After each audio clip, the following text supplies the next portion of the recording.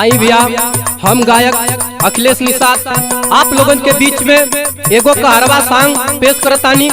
हमके आशा ना बल्कि पूरा विश्वास बा, जोन प्यार दुलार हर एल्बम में मिलेला वह प्यार दुलार एहू में मिले। कहना बा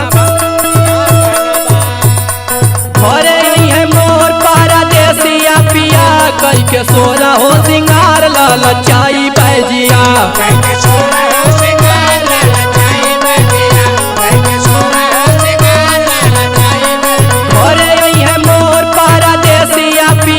कई के सोना हो सिंगार ललचाई बैजिया।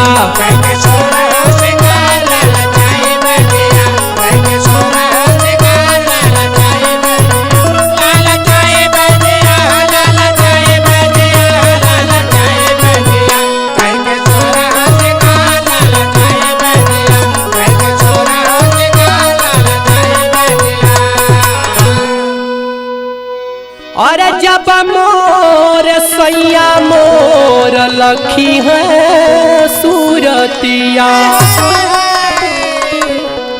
जब मोर सैया मोर लखी है सूरतिया, घूघटा से ओढ़ कई के लालचाई बैजिया। घरे है मोर आज परदेसिया पिया।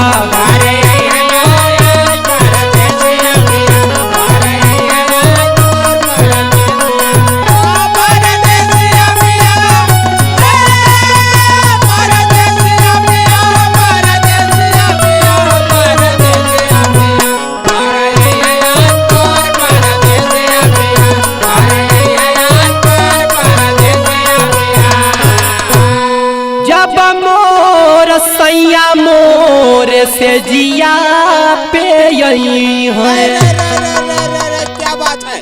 जब मोर सैया मोर से जिया पे यही है, अरे पिया से मिलाई बना नयन रातिया। घरे आज मोर परदेसिया पिया।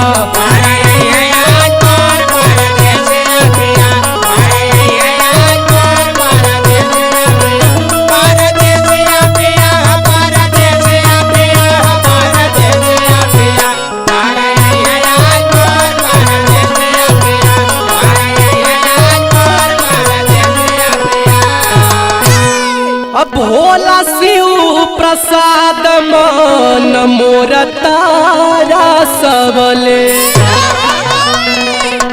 भोला शिव प्रसाद मन मोर तारा सबले।